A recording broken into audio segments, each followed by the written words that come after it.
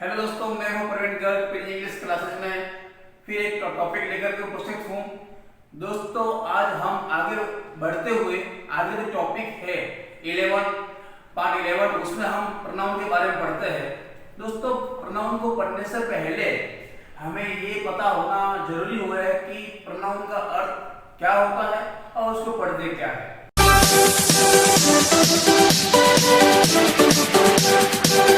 तो हम दोस्तों पढ़ने जा रहे हैं प्रोनाउन प्रोनाउन है ना। प्रोनाउन ये सब पढ़ने का तरीका है प्रोनाउन। अब दोस्तों बात यह आती है कि प्रोनाउन का मतलब क्या होता है। अगर मैं इसका मीन्स कहूं, मैं इसका अर्थ कहूं कि इसका जो अर्थ है वो होता है for a noun. For a noun, noun के लिए। इस वर्ड से ही हमको सारा मैटर क्लियर हो जाता है कि ऐसा कोई वर्ड है जो नाउन के लिए है। नाउन के लिए मतलब नाउन के स्थान पे काम करने वाला कोई वर्ड होगा।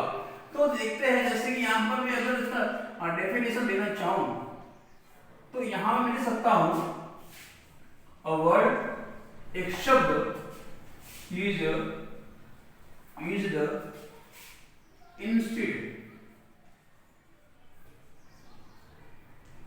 Instead of a noun. कोई ऐसा वर्ड जो इंस्टेड मैंने के बजाय के स्थान पर है ना, तो इंस्टेड ऑफ यानी कि ऐसा कोई वर्ड होता है जो नाउन के स्थान पे काम करे, नाउन को हटा करके उसके स्थान पे काम करे और उसी को इंडिकेट करे, तो वो क्या कहलाएगा, आपका प्रोनाउन कहलाएगा। जैसे कि अब दोस्तों प्रोनाउन में मतलब क्या है, मतलब इसका जो विशेषता क्या है, क्यों यूज किया जाता है प्रोनाउन, क्या जरूरी है प्रोनाउन को यूज करने की। तो दोस्तों प्रोनाउन को यूज करने का जो मेन कारण है वो होता है पुनरावृत्ति को रोकना। तो बार बार पुनरावृत्ति है उसको रोकना, पुनरावृत्ति को रोकना, avoiding the repetition, avoiding the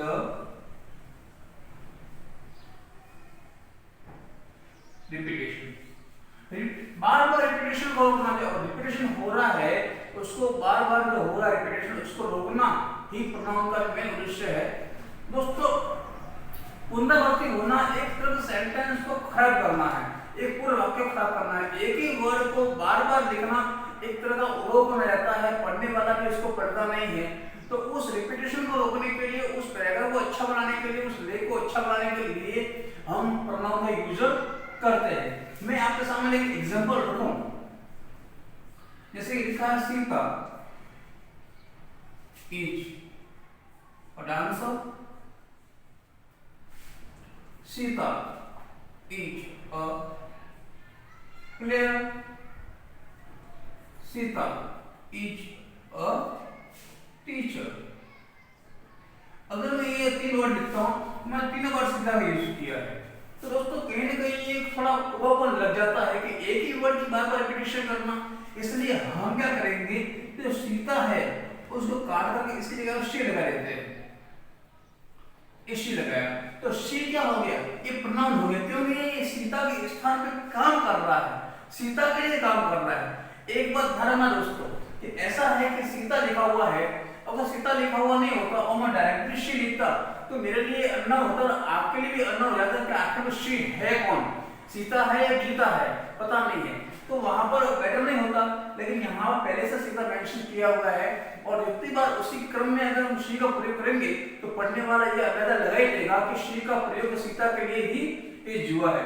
तो ये तो था एक सामान्य परिचय था प्रोनाउन के बारे में कि प्रोनाउन की डेफिनेशन क्या दे सकते हैं कि ऐसा word, a word is used in the place of noun, plus of noun जो नाउन के स्थान पे काम कर रहा है, या a word is used instead of noun जो नाउन के स्थान पे काम करे वो प्रोनाउन है। हम प्रोनाउन के अलग अलग भागों के बारे में बात करते हैं, तो देखिए अलग अलग भाग प्रोनाउन के।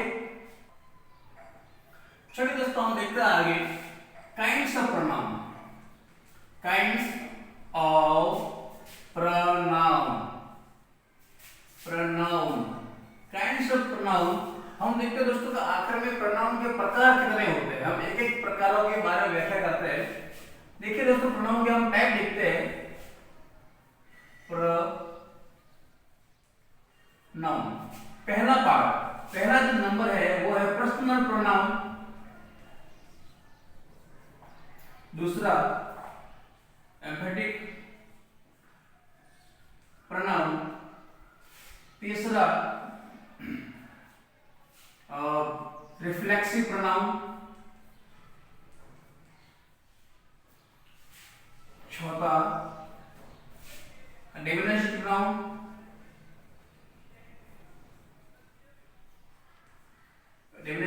प्रोनाउन, पांचवा डिस्ट्रीब्यूटिव प्रोनाउन,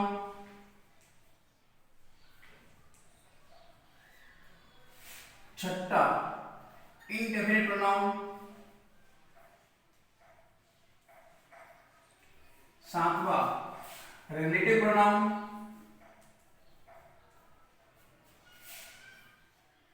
आठवां रेसिप्रोकल प्रोनाउन और 6, 7, 8 और दूसरा है आपका इंटरोगेटिव प्रोनाउन।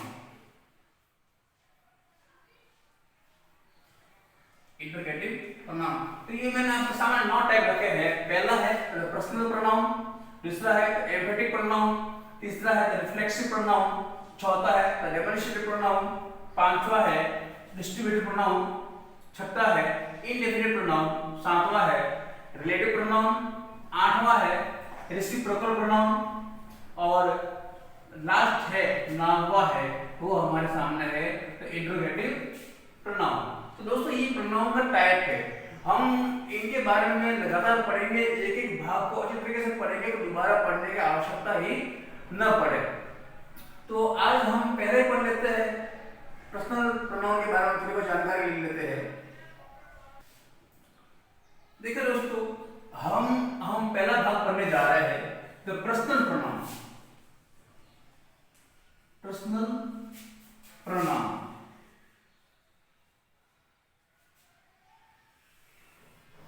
पर्सनल से जो ये वर्ड है पर्सन, इससे मालूम पड़ जाता है कि ये पर्सनल प्रोनाउन क्या होना चाहिए। व्यक्तिगत है ये तो पर्सनल व्यक्ति, तो पर्सनल प्रोनाउन इसके अंदर ही, इससे ही वर्ड से हम ये मालूम कर सकते हैं कि पर्सनल प्रोनाउन क्या है। पर्सनल प्रोनाउन को हम 3 फॉर्म्स में पढ़ेंगे, लेकिन पर्सनल प्रोनाउन जो हम बात करते हैं, जो टाइप ऑफ जो लिखते हैं, जैसे कि हम 3 तरीके से बात करें दोस्तों। एक तो होता है स्पीकिंग, मतलब जो बोलता है, जो बोलता है, हमेशा बोलने वाला होता है ये। दूसरा होता है स्पोकन टू, जिसके लिए बोलता है, जिससे बोलता है, जिससे बोलता है। ये हमें सुनने वाले होते हैं, ये हमेशा सुनने वाले होते हैं, ये हमेशा सुनने वाला होता है ना दोस्तों। स्पीकिंग जो बोलता है ये हमेशा बोलने वाला होता है। स्पोकन टू मतलब किसको बोल रहे हैं, यानी को हमें सुनने वाला होता है। और तीसरा आता है द स्पोकन ऑफ, जिसके लिए बोला जा रहा है, जिसके लिए बोला जा रहा है, बोला गया है। तो आपको ये मालूम हो जाना चाहिए दोस्तों कि स्पीकिंग यानी कि मैं बोल रहा हूं, तो ये मैं शब्द है। आप भी मेरे स्थान पे आओगे तो मैं ही का यूज करेंगे, तो वो जो मैं शब्द है ये एक तरह का क्या है, जो है आपका प्रोनाउन है। तो जो बोलने वाला है इसको हम कहेंगे तो फर्स्ट पर्सन, जो हमेशा बोलने वाले होते हैं। इसको कहेंगे हम सेकंड पर्सन, जो हमें सुनने वाले होते हैं। और थर्ड पर्सन, जिसके बारे में हम बात करते हैं। हम कहते हैं ना कि बात करते हैं तो कौन है, जिसको थर्ड पर्सन है। पर थर्ड पर्सन जो ये है कि वो दोनों के बीच में शामिल नहीं है, क्योंकि जो बोल रहा है वो तो फर्स्ट पर्सन है और जो सुन रहा है वो सेकंड पर्सन है, तो इसके बारे में बात कर रहे हैं वो थर्ड पर्सन है। तो इसमें क्या क्या आ सकता है, तो फर्स्ट पर्सन की बात करें दोस्तों, तो फर्स्ट पर्सन में आता है आई और वी, ये हमेशा बोलने वाले होते हैं, ये हमेशा बोलने वाले होते हैं। अगर सेकंड पर्सन की बात करो तो यहाँ पे आता है यू, ये हमेशा सुनने वाले होते हैं। और थर्ड पर्सन की बात करो तो यहाँ पे आ जाएगा the he, she, it and they, ई। तो ये है third person. First person I और we, second person you, third person he, she, it या दे। तो ये हम इसको पर्सन में बांटते हैं, ये पर्सन में बांटते हैं, ये इसे पर्सन प्रोनाउन हम कहते हैं। अब बात आती है दोस्तों कि आखिर में क्या है, कौन सा प्लूरल है, कौन सा सिंगुलर है। तो हम देखते हैं आई एन एम में वी है ना, हम, मैं बोलता हूं, हम बोलते हैं, यू तुम सुनते हो, और इसके बारे में बात की जाए तो अगर हम इसको डिवाइडेशन करें कि अगर इनमें से कौन सा सिंगुलर है, सिंगुलर है और कौन सा प्लूरल है, मैं इसको अलग से वर्ड में लिख देता हूं, इसको बिठा करके एक बार यहां पे देखते हैं दोस्तों कि मैं इसको भागों बांट लेता हूं कि एक तो देखा अपन ने फर्स्ट पर्सन, ये देखा सेकंड पर्सन और ये देखा थर्ड पर्सन।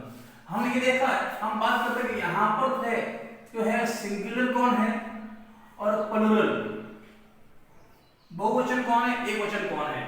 तो यहाँ फर्स्ट पर्सन में देखें तो आई क्या है, सिंगुलर है, और वी क्या है, प्लूरल है। क्योंकि आई एन में वी एन हम, तो बहुवचन हो गई। अगर यू, ये सेकंड पर्सन में देखें तो यू सिंगुलर भी है और यू प्लूरल भी है। क्योंकि दोस्तों अगर आप मेरे सामने खड़ा हो तो आप मैं अकेले में यू का प्रयोग करूंगा और बहुत सारे लड़के मेरे सामने खड़े हैं तभी मैं यू का ही यूज करूंगा। तो जो यू है वो सिंगुलर भी है और प्लूरल भी है। थर्ड पर्सन की बात करें तो यहाँ पर ही, शी, इट एंड दे। तो यहाँ पर जो है दे है तो प्लूरल है। तो हम कह सकते हैं I is a first person singular, we is a first person plural, you is a second person singular, you is a second person plural, he is a third person singular, she is a third person singular, it is a third person singular and they is a third person plural। तो हम इसको बांट लिया है कौन सा singular है कौन सा प्लूरल है, ये आराम से आपको देख सकते हो। और आगे पढ़ते हैं इसके बारे में कुछ।